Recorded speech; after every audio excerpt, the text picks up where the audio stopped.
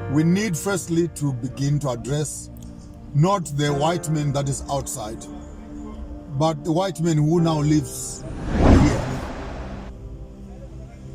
And when we get there, I come back to farmers of thought.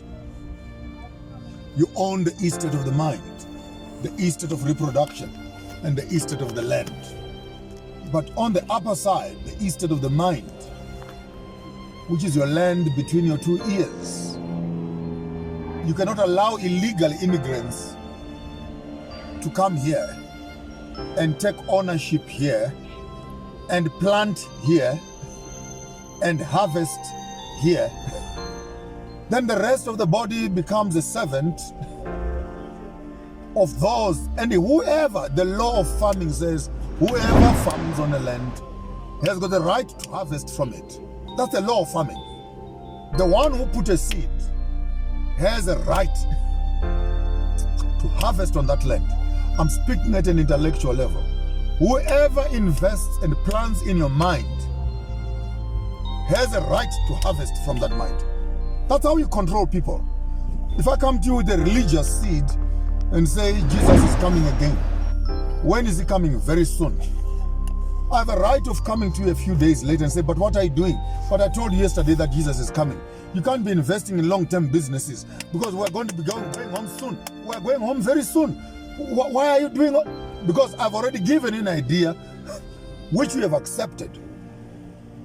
You are now susceptible to my expectation of how do you behave after what I've told you. So when you come back from school, all those who have been to school, when they look at me dressed up in my skins, they almost look at me and say, but you can't do that. But why? Because at school we told you that when you're going for a business meeting, you must look like this, because you are not acceptable like that. You can't be looking like this, Joshua. Go to the salon, cut. Come on, fit, conform, fit into the model. Then education becomes the best way of brainwashing all of us. We actually go to school to be taught how to forget. School desensitizes us to ethnicity, to culture, to history, to legacy, to spiritual. Spirituality is spirit and ritual. School makes us undermine the rituals, which is the food of the spirit.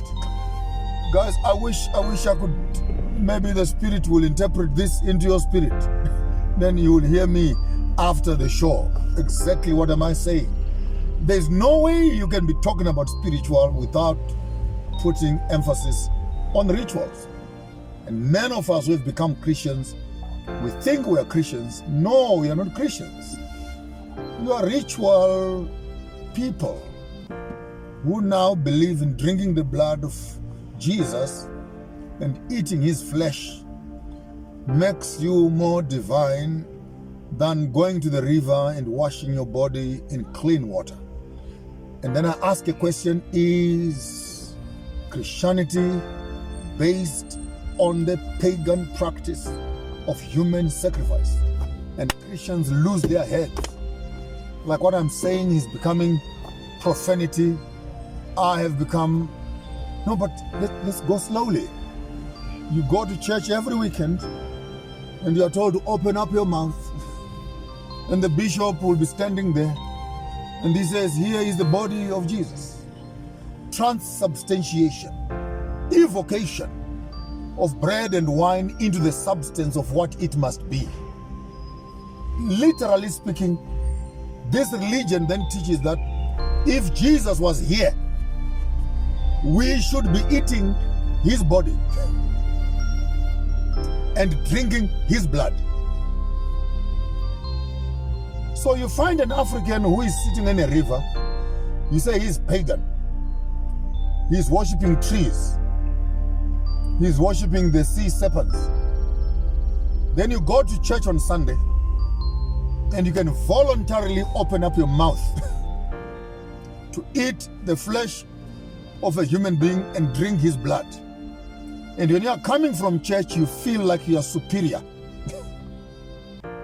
to the one who was standing by the river and the one who was standing by the tree. This quality of colonial education, unfortunately, Christians have only been told to believe.